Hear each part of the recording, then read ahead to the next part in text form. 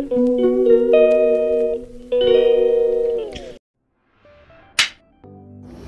there you go guys. Hello everyone. Ayan, salamat sa mga laging nandito na nanonood ng aking mga videos. So ngayon naman, it's all about cooking. Ipapakita ko kung paano nila niluto yung itong pansit nung umuwi ako sa Pilipinas. So this is what they do.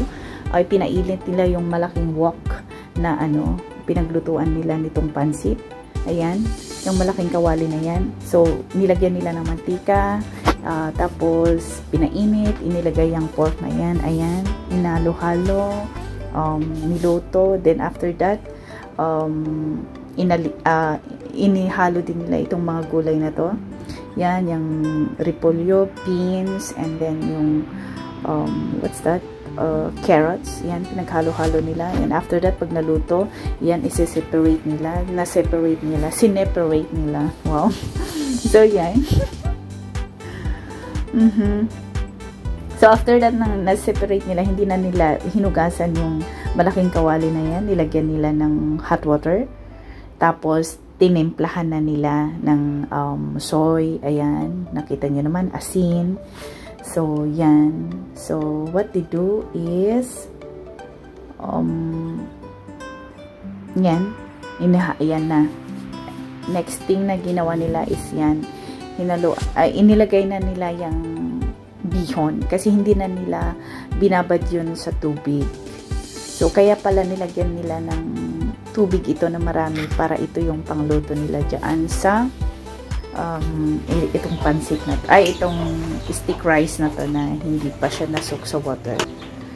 So yan ang ginawa nila hanggang sa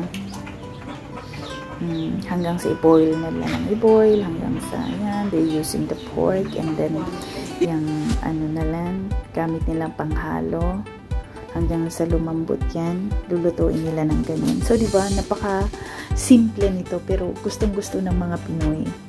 Paborito ng mga Pinoy na hindi nawawala sa handaan. Pansit, napaka-simple siya. Igigisa mo lang siya sa pork, sa gulay, and then, syempre, lalagyan mo na rin ng mga magic sarap, lalagyan mo din siya ng paminta, diba, yon. Tapos yan, soy sauce, diba, napakasimple siya and napakasarap. Kaya hindi mawawala yan sa sa party ng mga Filipino people. Even here sa Hong Kong, mga Chinese people, they like also eating this pansit. And nagluluto din ako sa amo ko. So yan, tignan nyo, hanggang sa nag-dry siya, ayan, na mag-dry siya, ma-absorb siya ng pansit na yan, ay yung stick rice.